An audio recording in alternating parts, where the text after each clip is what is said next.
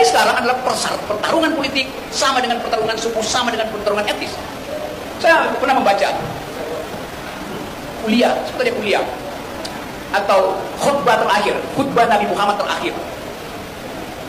Ketika beliau mengatakan bahwa orang Arab tidak lebih tinggi dari orang Yahudi, orang Yahudi tidak lebih tinggi dari orang Barat, kulit hitam tidak lebih buruk dari kulit putih tidak lebih indah dari kulit hitam. Hal yang itu diucapkan 1300 tahun yang lalu, yang baru dipahami oleh Perserikatan Bangsa-Bangsa setelah Perang Dunia Kedua. Islam mendahului kesetaraan manusia. Nabi Muhammad dalam perspektif itu bukan seorang rasis pasti. Orang Aceh tidak lebih tinggi dari orang Jawa tidak boleh menganggap lebih tinggi dari orang Papua. Itu ajaran Islam. Itu kesetaraan manusia. Itu khutbah terakhir dari Nabi Muhammad. Saya mengingatkan itu pada para pemimpin untuk pergi kembali pada moral code dari hal-hal yang sifatnya teologis yang hanya mungkin dipahami kalau orang punya kecerdasan, orang punya akal sehat. Dan memang Quran diturunkan ke wilayah kedunguan ketika masyarakat Arab mengalami pensoliman karena otak tidak dikembangkan. Itu yang menyebabkan ayat pertama adalah baca. Kan itu isi pertama, dalil pertama di Quran. Baca, belajar, pikir, ikro. Bukan kerja.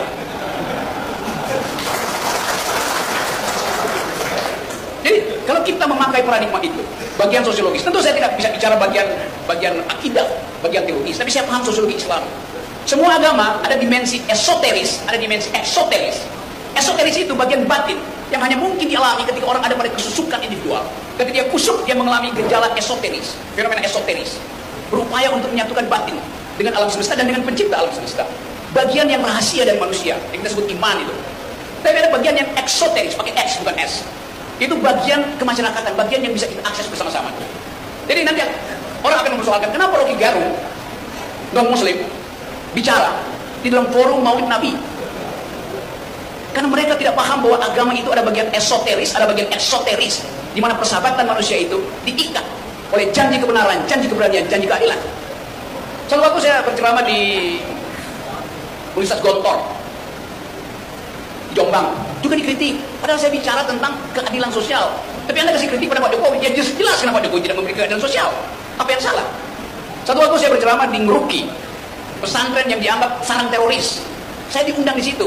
Dan kita berdebat tentang keadilan sosial. Saya diundang. Ketika itu Ustadz Abu Bakar Basir masih ada di penjara. Adiknya mendampingi saya. Ada 5.000 orang dengerin uraian saya pakai televisi di luar. Lalu polisi datang. Pak Rocky hati-hati, ini sarang teroris. Saya bilang, saya diundang untuk debat pikiran, bukan untuk kekerasan. Iya, tapi ini sarang teroris, dia ulang-ulang. Iya, saya tahu. Kalau ini sarang teroris, ini juga sarang intel. Logikanya begitu. Di mana ada teroris, pasti ada intelijen di situ. Ini kampung teroris, pasti itu kampung intel. Kan dengan mudah kita tahu itu. Kalau seseorang bisa mengatakan itu sarang teroris, artinya di situ juga ada aktivitas intelijen. Entah untuk mengkonten, entah untuk deradikalisasi, atau untuk memprovokasi. Biasa dalam kehidupan intelijen. Jadi saya balik pada tema ini. Kita ingin melakukan refleksi kepemimpinan. Kalau kita sekedar mengatakan kita mau supaya mengingatkan kembali kemampuan taktis, kemampuan strategis dari Nabi sebagai pemimpin militer, pemimpin politik, pemimpin umat, nggak ada bandingannya. Karena kita tidak melihat satu kemampuan yang setara dengan apa yang dilakukan Nabi Muhammad di masa itu. Kenapa begitu? Karena ada keyakinan di dalam perjuangan, yaitu ingin membebaskan diri dari kedunguan. Dan jihad anti kedunguan itu yang seharusnya kita sosialisasikan di Indonesia. Saya baca kemarin di Harian Kompas headline, 68% rakyat Indonesia kekurangan gizi. 68% itu artinya 182 juta orang Indonesia kekurangan gizi. Itu tidak main-main. Dengan kata lain, seluruh kampanye presiden yang mengiming-imingi generasi muda bahwa kalian akan jadi bonus demografi di tahun 2030 yang tinggal 7 tahun lagi. Bagaimana mungkin bonus demografi itu dicapai kalau anak muda hari ini kekurangan gizi? Itu fakta sosiologinya. Jumlah balita yang stunting di Indonesia prevalensinya 24%. Artinya 1 dari bayi yang lahir hari ini mengalami, 1 dari 4 bayi yang lahir hari ini, ada dokter di sini, mengalami kekurangan gizi, stunting. Artinya otaknya nggak akan berkembang 10 tahun ke depan. Faktanya begitu. Apalagi faktanya, di Asia, Indonesia itu adalah negara paling dungu dari 30 negara di Asia. Nomor 2 dari bawah dungunya. IQ-nya cuma 70%. Lalu orang marah, kok Pak Rocky bilang begini? Statistik dunia mengatakan Indonesia itu negara dungu.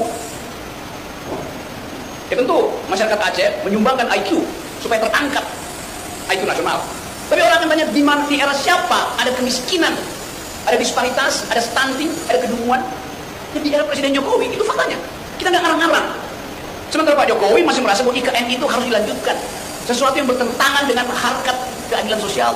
Di dalam keadaan ada 182 juta orang kekurangan gizi, Presiden Jokowi mau bikin ibu kota negara untuk memamerkan bahwa nanti akan ada mobil terbang di situ sebagai fasilitas publik. Siapa yang akan pakai mobil terbang itu? 2-3 orang. Sementara Bupati Pasar Utara mengatakan, kami tidak punya universitas, tidak punya tempat berpikir. Artinya begitu IKN selesai, tidak ada satupun tenaga ahli yang berasal dari kabupaten itu. Semua akan di outsource. Jadi ini satu kesempatan kita untuk menilai jenis kepemimpinan apa yang kita butuhkan bagi Indonesia yang sedang mengalami kekacauan ekonomi, politik, dan seterusnya. Saya balik pada situasi hari ini.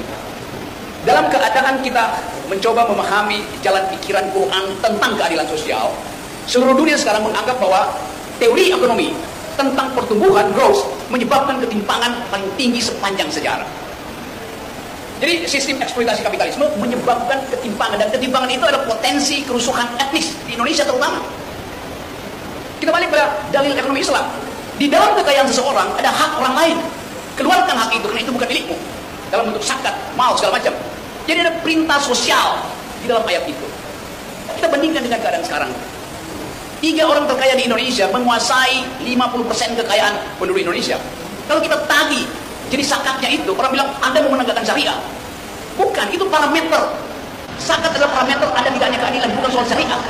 Tapi kemasukakalan dari keadilan sosial diturunkan langsung pada dalil yang diucapkan bahwa di dalam kekayaanmu ada hak orang miskin. Baru tahun 1700 John Locke mengucapkan itu. Jauh sebelum itu Quran sudah mengatakan.